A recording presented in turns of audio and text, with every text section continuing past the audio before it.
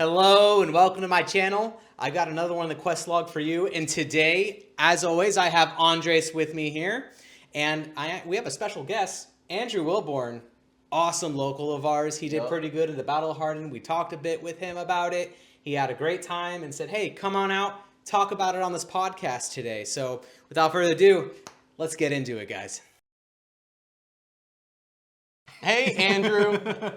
Glad to have you on the podcast. Yeah. I wanted to talk about the weekend that we had at SCG-Con Orlando. We had 3 days. I think we were there for 3 days of Flesh and Blood 3 days of fun. Flesh and Blood, yeah. 3 days of Flesh and Blood fun. Flesh and fun. The main events were obviously Saturday, the Battle Hardened. Yeah, and then the real main event was the ProQuest The Plus. real main because event. that's a CC event. Exactly. The real main event, the ProQuest The Plus. ProQuest did have more people. It was pretty funny. Or a little sad, depending on your perspective, either way. But, I mean, fun for me. I did pretty well at both of the events. No, I hear you did pretty. Actually, I watched you do pretty well, so that was pretty awesome. And I watched you do pretty well, too. Yeah, I got first place at the Battle Hardens, and then I got 10th at the ProQuest. Yeah, no, I think we both had a really good run. Obviously, you had a great one. You won the Battle Hardened, which was really awesome. I've heard a lot of stuff about, there was, not as many people or whatever. I think, actually, this Battle Hardened bodes well for future Battle Hardens. I know that I, personally, wasn't super high on the LL format, but, frankly, I hadn't really played much at all of the LL format. And I came out of that weekend feeling really good about it, having had a lot of fun. I think I had, half a dozen total games on an LL list before actually playing in the Battle Hardened. I went 4-2. It was a fun experience.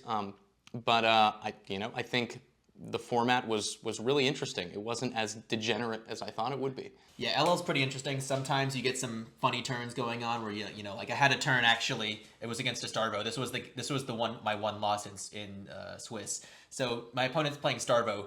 He goes Awakening, make 30 seismic surges or whatever. Tutor up a Pulverize, put it in Banished Stone. Then he starts his turn, activate Starvo. My next attack gets Dominate. Play Winner's Bite, you discard a card. Pulverize with Go Again. And then he ends it with a Felling of the Crown. Oh my god. And then what's even crazier is I take all of that, and then I'm like, all right, cool. Here's a 2-card 10 for my turn. Through all of that. It's super demonstrative Crazy of format. what Flesh and Blood used to be, as opposed to what it is now. My first game on that event, my first round for that event was against Jacob Clements on Starvo, and I had consumed LL-ish content or whatever ever since they said, okay, LL is going to be for Worlds, where they're obviously doing a lot more LL stuff. The Living Legend will continue until morale improves. That was someone's thumbnail on a YouTube video. Right. I thought that was really funny. I forget who it was. But my first round was against a Starvo. I got Starvoed every turn for 4 turns straight, and I didn't play the game. I was like, oh, this is fun. Yeah. But then the rest of my rounds, turns out High Octane and Max Velocity are really good cards. So which heroes were you two playing? He was playing Dash.io, and I was on Ira. Nice. Yeah. My list wasn't anything special, anything I was brewing or whatever. There was someone, I think Singapore. One of the top 8 Singapore lists? One of the top 8 Singapore lists. I took that list. I made some changes, based on, a couple of cards. I had, all of the cards, but, a couple of cards I had, and, I didn't have, the 3 copies maybe or whatever, but it worked out fine. I went 4-2 and had a really good time. I think it's a really fun format. I think sometimes the crazy stuff happens like we talked about, but I think a lot of the games are actually, you get to play some Flesh and Blood. There's a lot of back and forth in a lot of these games. I had a lot of my games were, really close, and, either person could have taken it.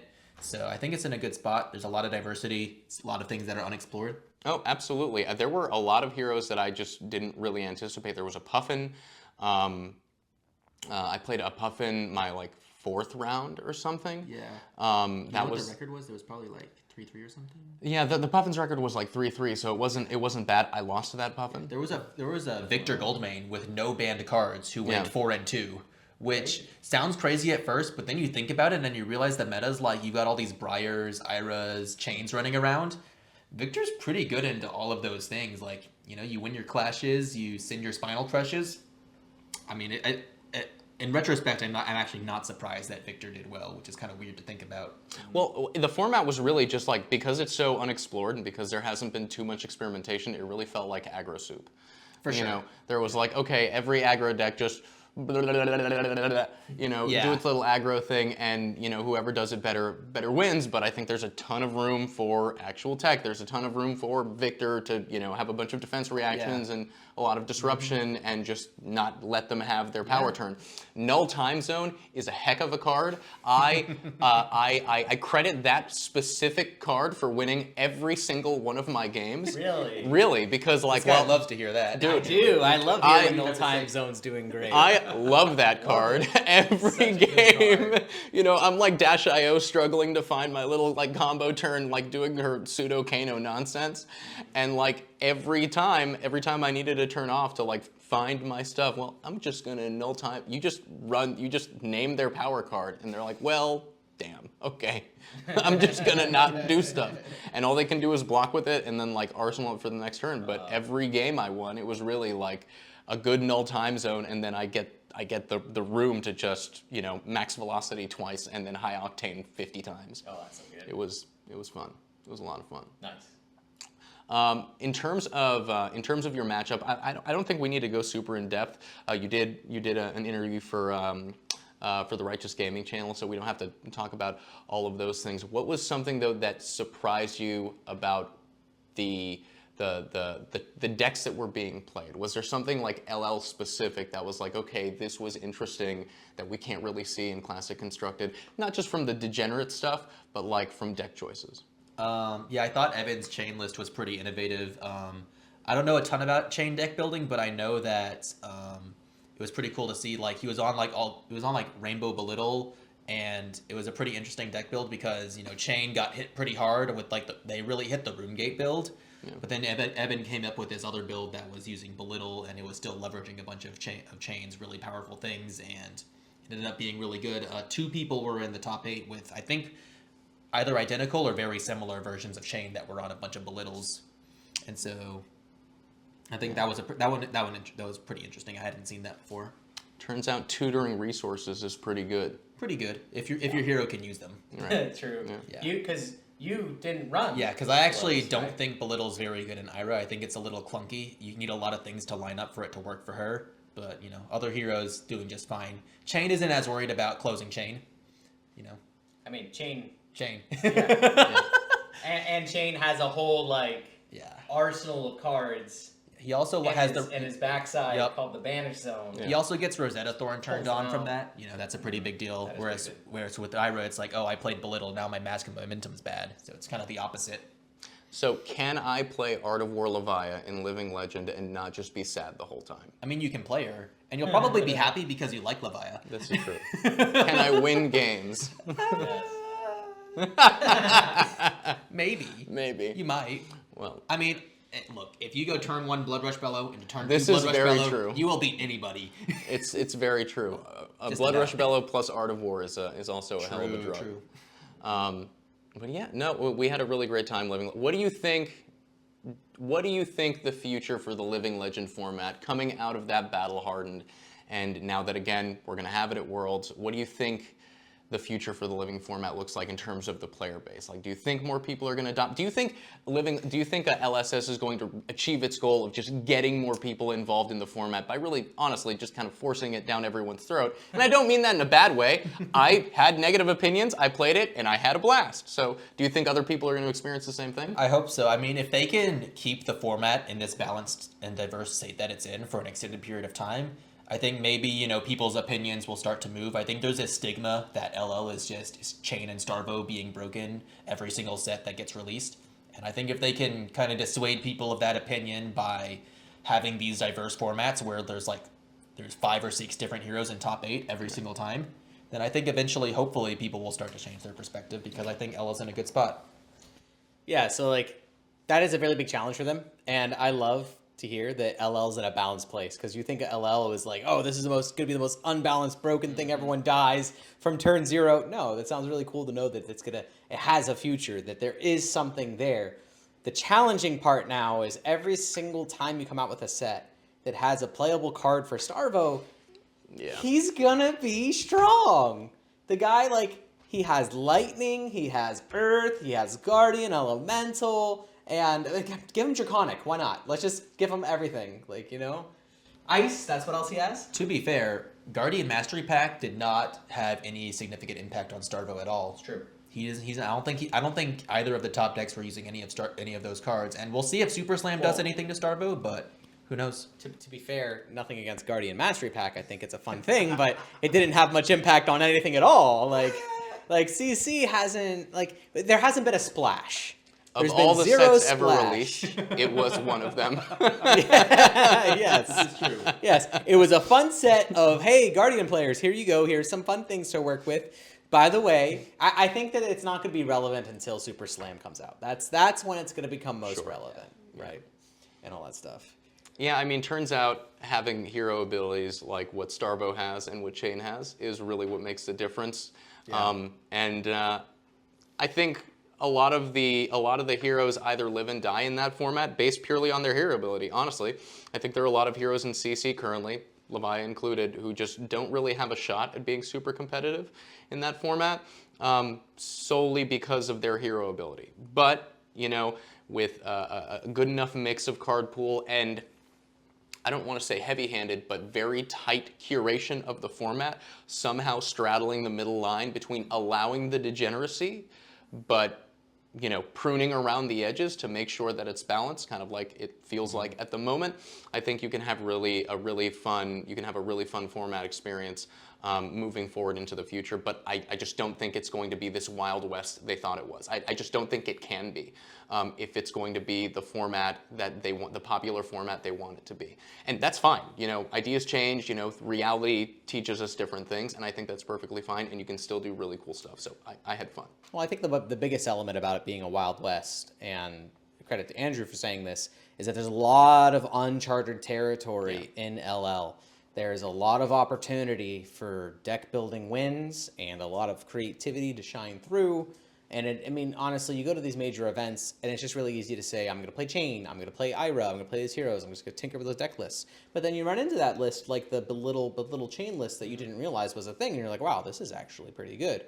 And then you have an even better pilot behind it with Evan Herden, then hey, you can actually see some sparks fly in this new LL format. Yeah. I think we've covered a lot on the LL Battle Hardened. Now let's get to the main event from the weekend. Yes. The reason I really went, because you know, I wasn't even going to play in the LL Battle Hardened until like we decided I decided last second to, you know, screw it, I'll do it. The ProQuest Plus. The ProQuest Plus had like 65 players or something like that. So Battle Hardened had how many? Yeah, the Battle Hardened was about 55, and then I think the ProQuest Plus was like just over 60. So just a little bit more players, but still, you compare the two events, it's like, you would expect the Battle Hardened to have more people, and that was not the case. To be fair, it was Labor Day weekend, everybody. It was a holiday, so people have family things, barbecues, whatever, right? And that also contributes to the ProQuest Plus, because now, you know, staying late on Sunday to attend the ProQuest Plus isn't as big of a cost either. Right. Well, that being the case, there were more people. You know, we can say whatever it says about the format, but again, I think more people should enjoy Living Legend. I enjoyed it more. But the ProQuest Plus was the main event I was there for. I really had a good time. Tell us about what you played and kind of your matchups and what you did. We don't have to go through like a whole like deck tech type or whatever, but just like your experience. Yeah, sure. I was playing Fang. I was on Guy's list, which is funny because I like how they've done to you what they did to me. Yeah. Yeah. So the joke is that when I originally picked up Fang, I did start with Guy's list as a base, but I changed it a lot for Nationals and Pro Tour Singapore and the Calling Singapore, and then Guy ended up taking my list and made a couple tweaks of his own, and then top 8'd with that. And so now we go back and forth on like whose list it is and stuff like that. A lot of card inbreeding happening. Yeah. Yep. You know, it's building off of each other's ideas. There you go. Iteration. Yeah. Tell us about your rounds. Who'd you play round one? I played against the Gravy Bones. I played against a Slippy. I played against a Fatigue Rhinar and a Eugene Rhinar, which were both challenges. That's probably the coolest thing about the weekend. The meta was ridiculous. Yeah, there were 3 Rhinars at the top table. One of them was Eugene, which makes sense. Yes. Then the other 2 were both on freaking... Okay, let's be clear. There were 4 Brutes at the top tables. I was one of them. He was also doing well. He was with on Levia. Yep. And there were 3 other Rhinars. 2 of them were just pure degenerate fatigue nonsense. Yeah. and then I think Eugene was playing like Wild Ride Degenerate Fatigue, Degenerate like aggro nonsense. Yeah, with Riches of Triple Donnie. With Riches of Triple Donnie. The spice. Yeah. I mean, it was really cool to see. Honestly, I went into the ProQuest expecting a bunch of gravies. I was frankly pleading for gravies. Every round, I would go into the next round like, why no gravy? Where's my gravy? Because... Yeah, there weren't very many gravies. I know, I think Brody and Jacob Clemens were both on gravy, but other than that, there weren't really any gravies at the top tables, I don't think. No, it really felt like this was a ProQuest where people went to like try different stuff that wasn't gravy. My first round was a Slippy. It was relatively close until it wasn't. I beat him. Sounds like Levia. Yeah, you know, that's what we do now. We're relatively close until it wasn't. Actually, round 2, it was you and me. You can tell him about that. Yeah, that's true. He had a couple of pretty good Blood Rush Bellow turns. So, you know, it is what it is. He got there. Yeah, we got there. And then my round 3 was actually against one of the Fatigue Rhinars, a guy named, Ryan Davis?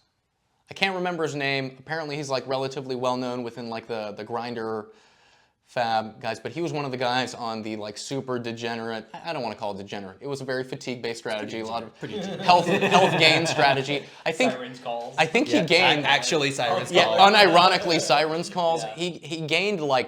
He gained double his health in like life. That's crazy. But I high rolled the living like Yeah. the living like absolution out of this guy.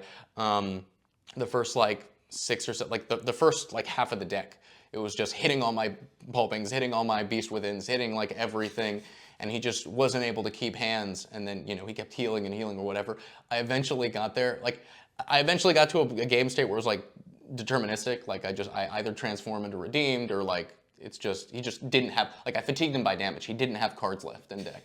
And then and I was just like when it became obvious what was happening, I just started like pitch stacking my threats until I transformed. I was at 34 when he was at like 11 and had like 3 or 4 cards left in deck. And I ended up getting there with like Reckless Swing. Levia seems pretty hard. Yeah. That's one of the things she has. Like her problem really is stuff that goes faster than her. When the game goes wrong, but you really can't, like a good Levia pilot shouldn't be fatigable. Like you should know how to, if you've played her long enough, you just know how to pilot that game state and you really can't lose the game. Like it's really, really hard to lose the game. So much damage and you convert big hands so well, it's just like. Yeah. I got him with my Reckless Swing. I was very nice about, but I asked him to sign it because I ask all of my friends to sign my Reckless Swings when they lose to it. And I'm like, listen, dude, I know this is not the best time, but I would love for you to sign my Reckless Swing. You do not have to. But he was a good sport about it, and we chatted afterward or whatever. He was a cool dude. But actually, he ended up, unlike me, he ended up in the top 8. So who really won? Who actually won? Did he get second? I think he did. I think he got second. Yeah, I think he got second. I think he got second. It was a cool list. It was a cool list. I would never play that way. Yeah. But you know, it was a cool list. Cool is one word you could use to describe it. Dirty. So dirty. But yeah, that event, that weekend was meaningful for me, not just because I got to watch you win the Battle Hardened, which was super cool. It was awesome to be a part of that. Awesome to watch you open your gold foil and everything. Yep. That was my first time going to anything bigger than like a ProQuest. Was it really? Yeah. You've never been to nationals? No. Oh wow. No, I had never been to anything bigger than like a ProQuest. I think like a couple years ago, Justin and I, my best friend, we went to you guys know Justin, went to a Battle Hardened in Orlando, at the Haven Games. Oh yeah, you also went to the world premiere for Tampa. Sure, Which is but like I played in the Super That's bigger Armory. than a ProQuest. But like Kind of, in a like a real constructed for sure. I'm gonna try like. There's technically a calling there. Right. I did not play in the calling. I don't even think I played in that calling. But like it was my first time. I'm going to like try hard on this list, For playing sure. my hero and like agonize over it. And like So good. I'm playing Levia, so there's Yeah, you went there's forward to much both agony. events, which is pretty good. I know. I had a great time, and I pleasantly surprised myself. I'm okay at the game. Yeah. But that's, it was a lot of fun, and I really want. Now I've like convinced I am going to the World Championship, not to like play in the World Championship because I'm not going to spend the money on a PTI, but like play the calling and the other events or whatever. And I'm going to Japan next year for the and I will go to Japan with a PTI because I'm going to win a ProQuest. Hell yeah. Well, technically, PTIs are technically not from ProQuest. Whatever. I will get an invitation. It's an invitation to specifically Pro Tour Yokohama. There you go. Yeah. Specifically to Pro Tour Yokohama. But yeah, that was a lot of fun. That was my first time doing something like that. Aside from that thing in Orlando, it was like I don't even remember how many people were there, but it was not the same thing. I've heard bad things about how crowded the Haven Games got for that Battle Hardened. Yeah, I got 33rd out of like 120 people, so that was cool. It's good. But anyway, yeah. Well, yeah, that was a lot of fun, and I'm glad we did it. Well, awesome. Happy to hear you guys had a great weekend. And if you were there, comment, let us know that you were there. Say hello. So you guys finished the Battle Hardened, the ProQuest, and immediately after, we get the bans the very next day. Yes. The very next day. God rest your soul, assassins. We got some pretty controversial stuff here. I made a video about this earlier, and my soul is in so much pain. If you want to know all my thoughts, you can go there. I'll chime in. We'll hear what these guys have to say. But now the only place that you can play Bonds of Agony... Wait a second. Can you play Bonds and Blitz? Bonds of Agony? Yeah. Hey, guys, I'm going to play Blitz now. Yeah. Blitz is a format. No. Blitz it. Hey, want to play next week Sunday? No. Notoriously the most populous format. Oh, my gosh, yes. Yeah, you're going to have a negative 2 people armory. Oh, wow, yeah. No. Me, myself, and I. Not like this. Not like this. So, like, the bans came out, and I'll just read off the things were banned. Obviously, everybody knows Bonds of Agony, Golden Tipple, Red and Yellow, Talk a Big Game, Unbanned Germinate, and Deadwood Dirge. And Plume. And, oh yeah, I missed that, yeah. Plume of Evergrowth. So the top 3 decks in the CC meta was hit that Monday, like Verdance, Gravy Bones. Should mean a shakeup. And Assassins. So how do you guys feel about that? I'm pretty torn and broken up about it, and I've been getting like angrier and then like going through the 5 stages of grief. Like I started off angry, didn't accept it. I'm still haven't accepted it yet, right? I'm still a bit mad, but what do you guys think? We responded to your video thing in real time in the car driving home. I'll let the Battle Hardened winner talk about his take. I think, they said they were going to police the format a bit more with more frequent bans, and I mean, they hit the best decks. I'm a little sad that I'm not going to be able to farm as many Slippies and Gravies because I like Fang, and those 2 heroes are kind of the reason that he's good is because he has favored matchups into them. But, we'll see how the meta shifts. Maybe Fang will still be good. I think, look, they were the 2 best heroes, and those are 2 pretty powerful cards that are enabling a lot of their powerful things in their decks that they hit. So, I mean, hey, it makes sense. Slippy is getting an armory deck anyway. So that's also true. Yeah. Not till December. Not till December. Which means they want to keep him around until then at least. And then also, I'm also a little sad to see Plume go because I do have a Gem Mint 10 gold foil Plume in my collection that is now banned. Crying with your golden monocle. Yeah, it's a little sad. And also the gold foil for this weekend from the Battle Hardened was a Sealay Sarong, and now Marlin's dead. So Oh no! all of my value just down the drain. I mean, to be fair, was she really alive? That poor woman. Yeah. Well, what was interesting is that they said that they have more Ranger support on the way, so I thought that was cool. But, I mean... They've also said Dromite 2's been coming out for a long time. And they've been handing out support to all these, like, FaB 2.0 heroes, like Riptide and... I don't feel bad for any of you. Candy, like, oh my gosh. James told us that the amulets are going to be good. Oh, I mean, you ran Amulet of Echoes in your ProQuest deck. It was in my deck. I don't feel bad for any of you guys. Like, LSS actively despises Brute players, especially Shadow Brute players. I saw something about it. I'm like, oh, it's a Shadow card. Oh, it's not a Shadow Brute card. Okay. I was thinking about this last night while I was in my bed. And, it's like 2 a.m. in the morning and I can't sleep and I'm just sitting there in my bed sleeping. and then the bands come back to my brain and they're just like rattling me. And then something they said was, we didn't intend for attack reaction quest on the Bonds of Agony to be so easy. And I sat up out of my bed and said, they came out with 3 attack reaction card equipments in Dynasty. Also right? baffling, but and Outsiders, those existed before Bonds. I'm still angry about this. If they wanted it to be harder, they could have made. If they wanted it to be harder, they could have made what's the arms freaking arousing wave or whatever. They could have just made it an instant if they wanted to, but no. The only reason to make it a reaction is for Bonds, really. I mean, they did entire sets around reactions and said, "Oh no, where reactions go?" Oh no! what do you mean Bonds is easy to activate, No. guys? Yeah. I don't know, man. They had to do, like Andrew said, they had to do something, right? They made all the changes to the LL system. The 1.5 thing. I think I was reading somewhere that if Gravy were not subject to the half LL point rule, he'd have more living legend points than Aurora did at the same 400 points at the same juncture or whatever. I don't know how true that is. I guess it is. 400 points. If you look at his LL points right now, I'm pretty sure he's at like 250.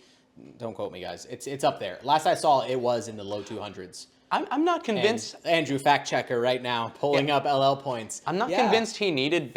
Again, this past weekend was my real, actual big event, so take my opinion here with a grain of salt.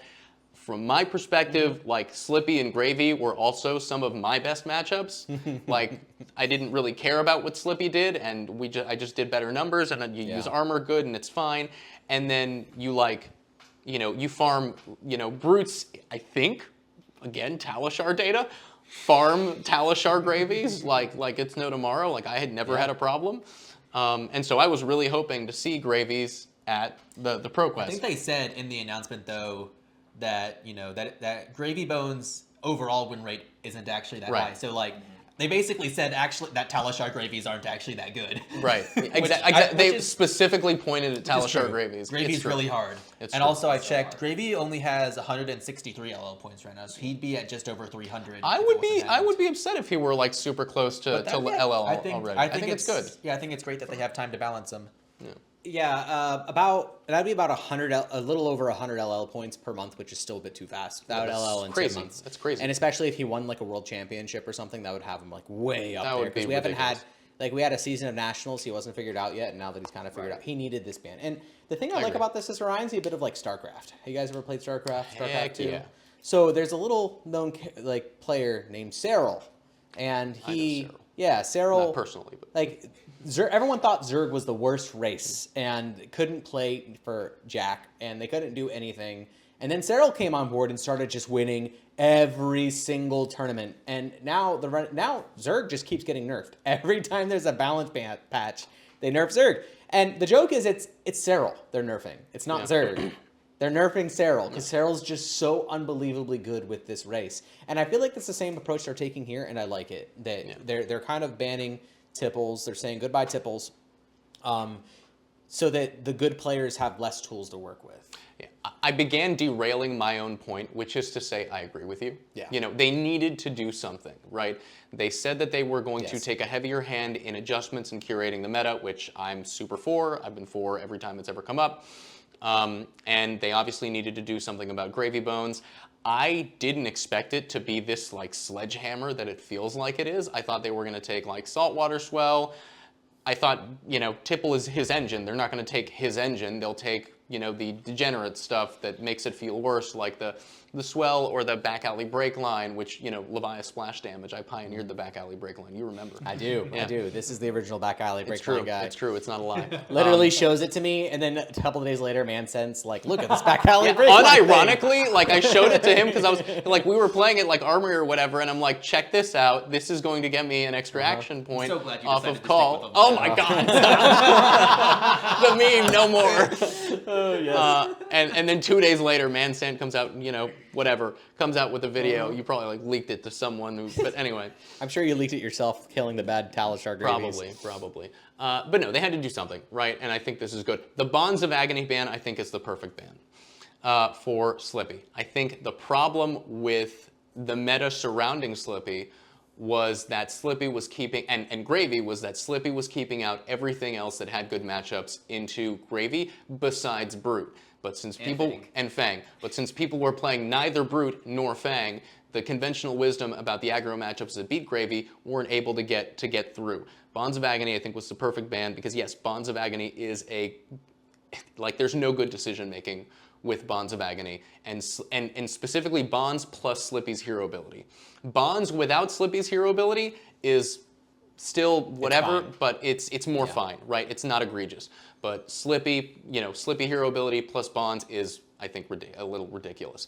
I think Take Up the Mantle, which I heard a lot about, the ban for Take Up the Mantle. I think it would have been a mistake. I think Take Up the Mantle is I feel like it's like an iconic assassin card. Like it is one. Like it embodies everything that assassin can do, like tricksy-ish. It's almost like Azuri's hero ability. But the grave. Yeah, from the grave, but in the card, which is super cool. Like when I think of the cool assassin stuff, honestly, I still think of Azuri. So my issue with Take Up the Mantle is that from now and until the end of time, every time they print an assassin card, they have to say, "Oh, we have to lock this. We have to balance this around Take Up the Mantle because Take Up the Mantle just says your 3 best assassin cards that have stealth, you get to do again." Right. And that's my issue with it. And by banning Bonds of Agony, which was a blue 1 cost power, not 1 cost, 1 power. Now you actually ban 3 cards surrounding it. Like nobody's running what's it called? Justin Nick anymore. Right. They're probably the only blues they're gonna be not? on. Really? Yes. You're of gonna course not. every single Slippy's gonna come off of Justin They Nick. only Dude. have 1 good target, or I guess they have like double So- trouble and. Oh wow. Imagine this: if you have 9 blues in your deck and they're all 1 cost power blues, and let's say you have Bonds of Attraction, Justin Nick, and Persuasive, not Justin Nick, sorry, Bonds of Attraction, and You'd have Persuasive. You'd have double trouble and persuasive probably. right, or that, whatever, depending on what the meta calls for.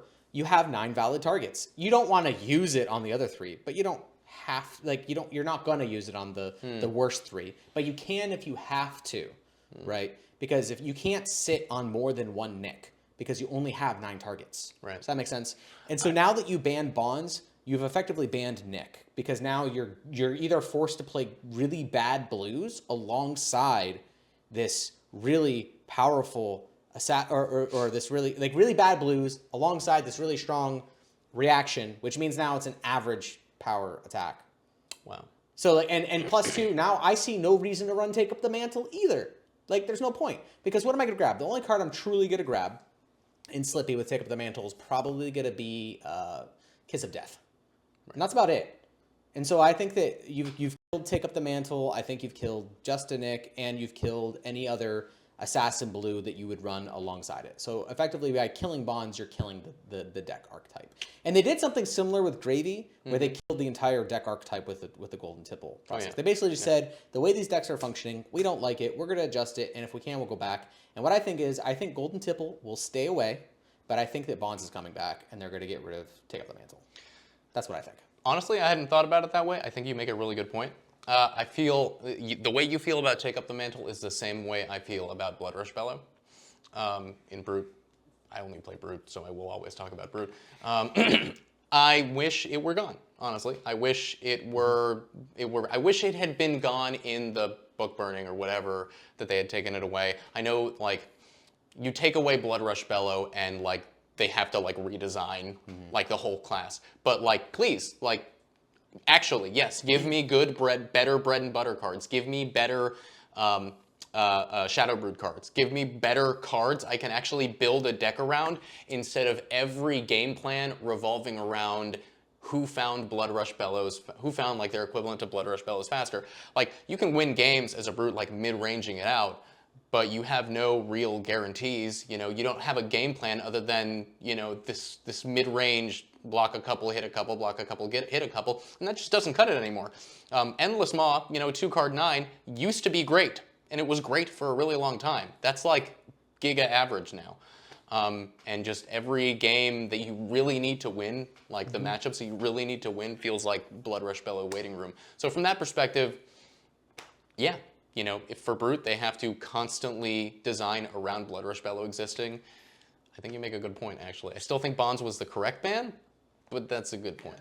Also, I think they're both kind of they're both a little design space limiting in their own ways, because they talk about how the more powerful reactions you give to assassin, the easier it gets to turn on bonds. Mm-hmm. Then that it's also a design space limiter in its own way, and also this won't make it feel better. But if you're gonna ban either bonds or take up the mantle, let's say we decide that they are both exactly 50% at fault. Yeah. You're supposed to ban bonds because bonds is not still on the shelf and being printed and making LSS money right now. It's a financial decision, and I think it's a valid reason if they're close. I'll be honest. If I ever bought a Part the Mistveil deck box at all, it would be for Justin Ick, Bonds, and Marvels after that. Yeah, but nobody's buying them right now. But no, Bonds is $17. Yeah, but nobody's buying Part the Mistveil. All the heroes are banned. No, Part the Mistveil is like the only things that stores can get their hands on right now. That's Nobody's buying it. You can actually get it. Nobody wants it. Yeah, but like there's actually good, like there are assassins in play, so you could buy the Part the Mistveil pack and then get these things out of it. But no, you're right. Like everyone with Part the Mistveil either started the game playing Part the Mistveil or like has Vietnam level nightmares about Part the Mistveil. Yeah, no, Part the Mistveil. Man. Oh, what a set, man. That was an exciting set. Yeah, I think it was a tough call. I think you make a good point. I still think it was the right call, just because of the unfun game state it produces. But yeah, Mantle and Bloodrush Bellow are the same problem, I think, and it's a problem they have to address. I hate to make everything about brutes, but everything is about brutes. Yes. Yeah. Well, brutes don't deserve 1-card 8s, so we just leave it at that because of Bloodrush Bellows, and you hear it from Andres over here. Yeah, no, get rid of it, dude. Get rid of it. I'm sick of every deck having to be bloodrushbellows.deck. Yes. Yeah. I mean, it's just such a good card. Right. Draw 2 cards. Why not? Yeah, we'll make every other card bad because this one copy is good. So, excitement for SuperSlam. Yes. Yep. Hopefully we get better cards so they can get rid of Bloodrush Bellows. How are you guys on the hype chart right now? Well, actually, speaking of brutes and not using Bloodrush Bellow, I have a pretty strong feeling that at least Tough Nut will probably not be a Bloodrush Bellow deck. That seems like a really difficult thing to pull off as Tough Nut, especially if he's on Rock. Yeah. You don't have Mandible Claws. You only have 3 cards in hand, so it's a lot harder to guarantee that you're going to get your whole Bloodrush Bellow thingy going on. Yeah. So I wouldn't be surprised if he's the first brute in a while that doesn't rely on that card to make his stuff happen. I agree with you. I haven't been doing like a lot of like theory crafting with the new heroes. The new KO looks interesting, but Tough Nut, that's a good direction. I think it's really interesting. Let's not design around Bloodrush Bellows from a card pool perspective. Let's design around it from a hero perspective. They designed a hero for Rock as opposed to designing Rock for a hero, which is interesting. And I don't know, maybe we're wrong. Maybe it fits with Rock, but maybe there's other cool things there. But the fact that it doesn't need to run Bloodrush Bellows gets me excited. Like, I think that might be your hero I would be into. Little rumor here, insider info. I might get in trouble. I'm just kidding, guys. I'm probably not because it's banned now. The rumor was that Talk a Big Game was pairing really well with Rock. Oh yeah, and that it was causing like all the build up and everything. Well? Yeah, it's a Brute Guardian card. It's a Brute Guardian card. Okay, it's Brute Guardian, yeah. And honestly, it probably went really well with all 4 I have heroes. 3 promo copies of that, so technically I lost money. I guess. Also, technically, It also has a crazy interaction with Bully Tactics. Bully Tactics intimidate their whole hand. Oh my god! Yeah, exactly. And then you just bam, smack, and then if you line them up, you could easily just go crazy. I think Guardian Intimidate is a thing that's going to catch a ban real quick. Nah. Like, I think, I don't know. Like, I think Guardian Intimidate that's too good should catch a ban real quick. We'll see. I mean, because that's like all the consistency with none of the brute downside. Yeah. Like that's, I mean, you got to make Crush good somehow. Because Crush sucks. Yeah. I mean, imagine this though. Imagine you have 1 card left in your hand to go to the arsenal, and then they intimidate it out, and then they pummel you, and you get to keep your card in hand because it's intimidated. Consolation prize, a very sad, lonely consolation prize. So I'm pretty excited about it. There were some leaks, and we won't talk about them at all here, especially for those who don't want to get spoiled. It sucks. Leaks shouldn't have happened. Whatever. But I am very excited for this next set just to get back in the deck building sphere because the bans really, really made this. Like we thought LL was Wild West. I have no idea what's going on in CC right now. I have no clue, and I am very interested to see what happens because I may or may not be going to Germany at the beginning of October and for the calling there. And if I do decide to go, like, or if I do get to go, I'm waiting on some approvals. If I get to go, then my goodness, that's going to be a crazy time. Not only will I be in Europe, it's going to be brand new, like, set with all these new buffs for all these heroes. I don't know. I just have to just pick something good and go and hope to be. I don't have to be the best player in the room. I just have to have a good deck and to just say, hey, carry me all the way. Right? No, I'm just teasing. Yeah. So yeah, it's going to be a really interesting time to really try to figure out how to adjust this this form. If I do play Kano in the finals of that calling, though, I am going to concede. Yeah, I flat out would concede to any Kano I play in the finals. I would take that L. We don't have to go down the Kano rabbit hole. I don't think anyway, Kano. He'll be gone soon, hopefully. Yeah. He didn't get. Well, that would be a leak. Whatever. Hopefully he'll be gone soon. Yes. Yeah, hopefully he'll be gone soon. He might get a new card. We don't know. Yeah. I think SuperSlam is going to be like the first set where I will actually try to, theory craft or deck build in a way that isn't just love I a card maybe no boo but I like Tough Nut. I like the Reviled KO is interesting just because the hero ability costs 4, which tells me like the blue base has to be mega deep. Like in Brute you already run like 20 plus. It's not odd to run like 20 to 25 blues. So that's gonna be really interesting. He makes Vigors, by the way. Whenever he's booed, he makes a Vigor. So you'd only need 1 blue to really get the effect off. Yeah. So you'd play like a red and then... I would be lying if I didn't say that the thing I am most excited for about this set is frankly the number of expansion slot cards. Yeah. Yeah. I have said many times, I don't know if I've talked about it on this podcast, but in our conversations I've said many times, I think getting rid of supplemental sets was a mistake. Everything else they've produced have been supplemental sets with extra steps, and I think, frankly, that this is it feels like almost a half, draft, half supplemental set, I think is really cool, and it helps these sets stand the test of time. Everfest has been proven better every year. Dynasty has been proven better every year. And I think that's the part that I'm most excited about. Please, for the love of God, give me a Shadow Brute card. Just one. I don't want a Brute card. I don't want anything else. I don't care about... You're getting a whole set worth of Brute cards. I just want one. Anyway, going back to KO for real quick, it's interesting. You talk about how you might need a lot of blues. I'm actually thinking maybe you don't need too many blues. Maybe you run a little bit more than average. But here's like a thought. So say... This is just with cards that are already in the game. It's an interesting line to think about with KO. So say you send Mischievous Meeps. You pitch a blue card, you've got 2 floating. You send Meeps. It's for 2 power and it has go again. If they block 3, they have to worry about what if his last card is a blue card and he pitches it and he pumps it up. But also that last card could be a red card and the hero ability is just sitting there as a threat. And then they overblock the Meeps and now I just send a CNC with my 2 floating. That's very true. Like every hand is going to be like... Every hand is like, does he have a blue in his hand or is it a follow-up attack? That's fair. That's true. That's a good point. Every hand is going to be like almost like a Zuri-esque. Yeah, like, what does he have? Yeah. No, that's going to be interesting. It is kind of like a Zuri, actually. Yeah. It's a Zuri-esque. Like, it was a Zuri the whole time. Always has been. Yeah, it's just like a Zuri.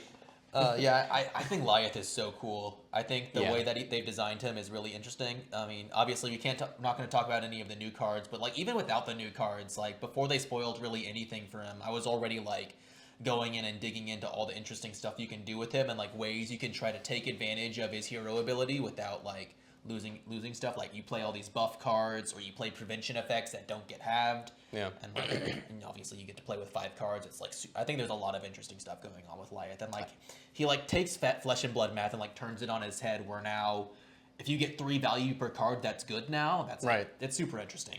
I think just before the podcast, Jeremiah was promising us, I believe he said, you were swearing, you swore on some book that you were going to cosplay Lyeth. Right? I recall that very specifically. Oh, like what? Like what's the art? He's just kind of like this,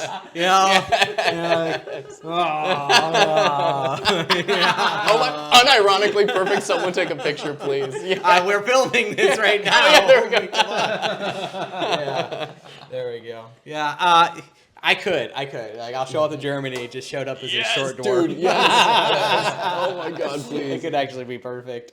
Oh yeah. No, this set's really interesting. I'm excited. I like that we finally fulfilled promises. We haven't talked we didn't talk about Pleiades. Come on, we talk about the other 3 heroes, but we know nothing about Pleiades. I mean, so she's really hard to be excited about right now until we see more. Every set needs a waifu. Yes, You it know, does. we From love here the on out. ladies. You mean Tough Nut, right? Yes, tough nut, exactly. Oh.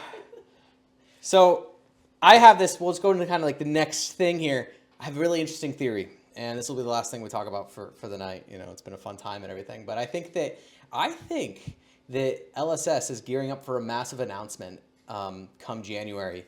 And you know how they just said SilverAge and walked off the stage, and we all just kind of assumed that it's like, oh, this is a new format, and it probably is that. That's probably all it is. It's just the new format that we're going to see. But what if SilverAge is more than just a new format? What if SilverAge is FaB 3.0? Because I was thinking about this. FaB 2.0 came out in 2022. FaB 1.0 came out in 2019. And then 2025, it's 3 years later, FaB 3.0. And my main thing I think that they're going to do, and this is things that they've been promising. They did this all with FaB 2.0. They adjusted XP systems. Right. They adjusted the ELO. They changed their philosophies a little bit about how they did their sets. And I think that's what's going to happen come January, that SilverAge is going to be an overhaul of the XP system, an overhaul of the ELO system. They're going to change their philosophy on how not only they approach the game from a casual level, but from a competitive level too, as well as a investment level. And what I'm really excited for, I want to like come out with a new app and stuff to keep track of these things. Like, I would be so excited if they're just like, yeah, we're going into the SilverAge of Flesh and Blood, baby, and then we're going to completely transform the way that you guys think about the game.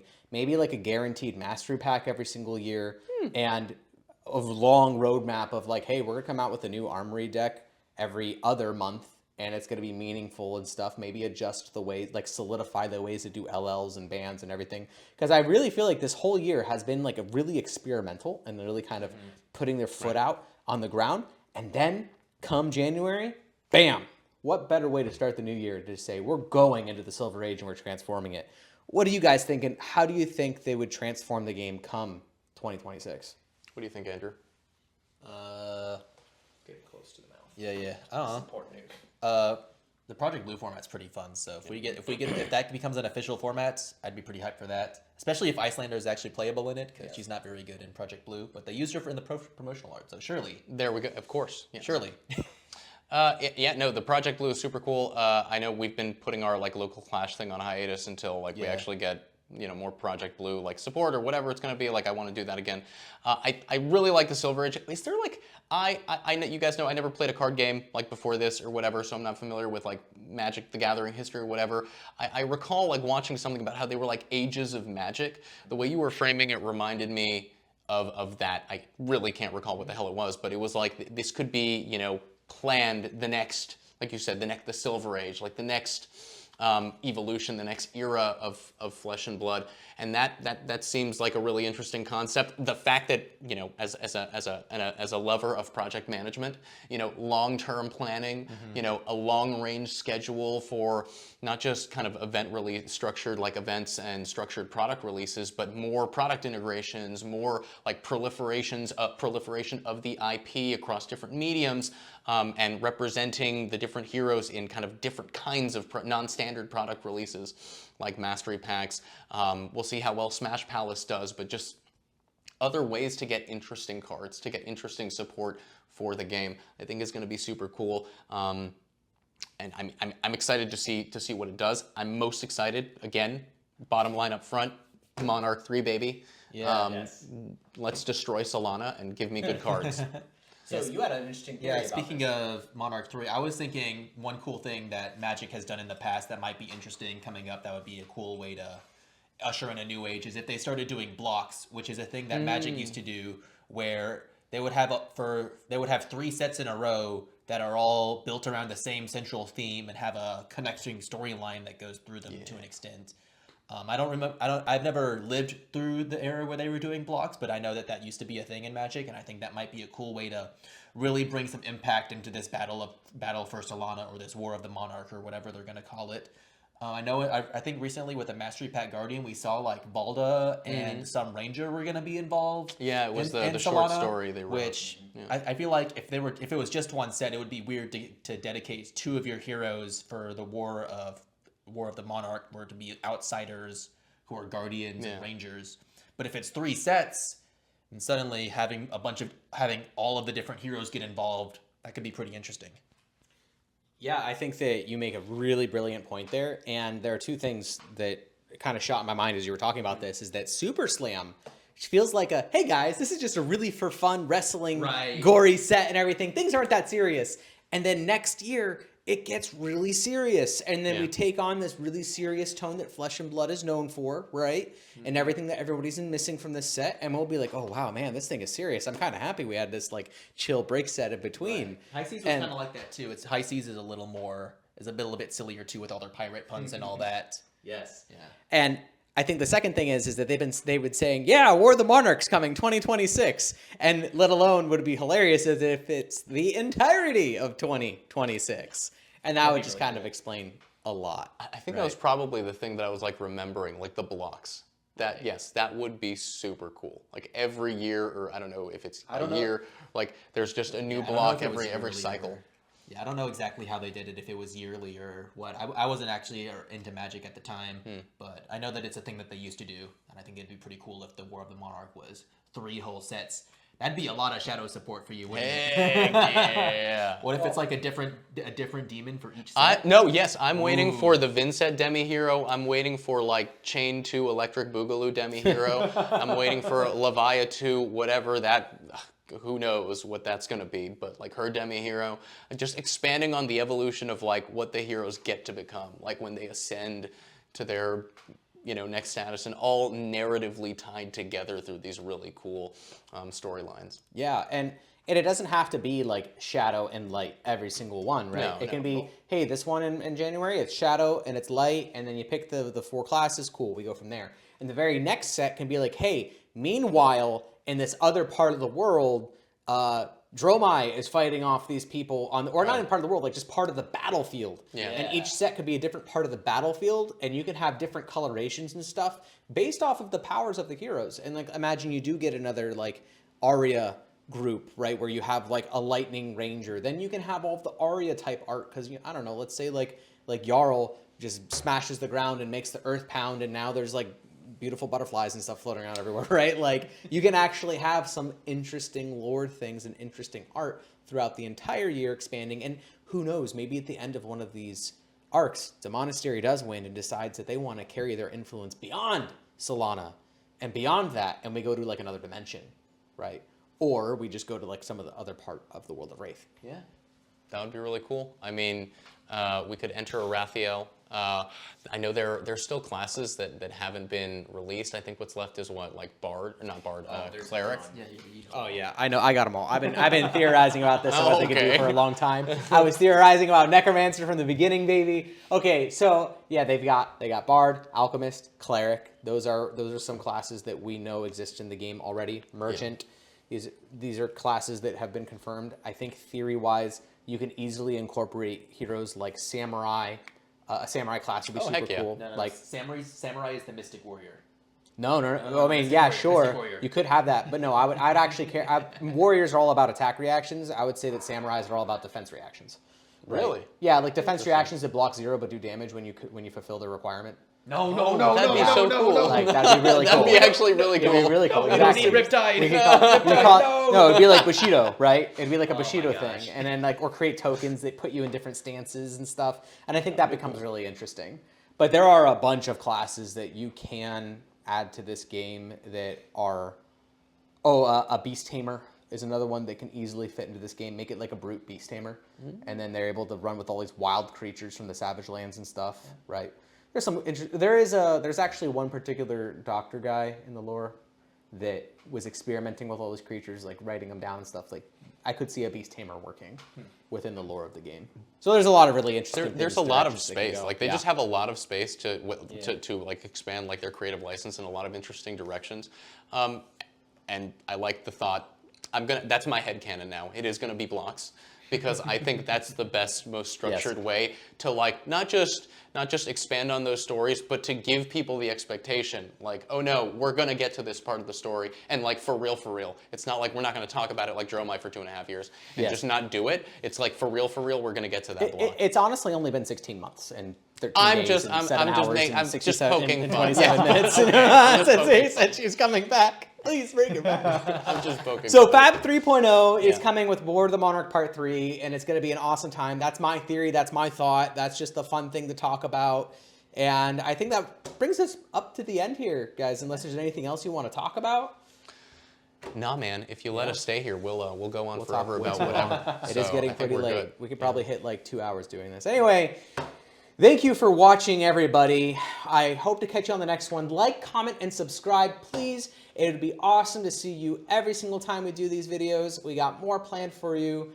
We'll probably do one of these at Worlds. We'll talk Yes. more about that Yes. later. Like live at That'd be Worlds. fun. would That'd be so really fun. cool. Let's do that. Oh, so, yes. come on out, see us, say hello to us whenever you see us at any events, and until the next time, catch you later.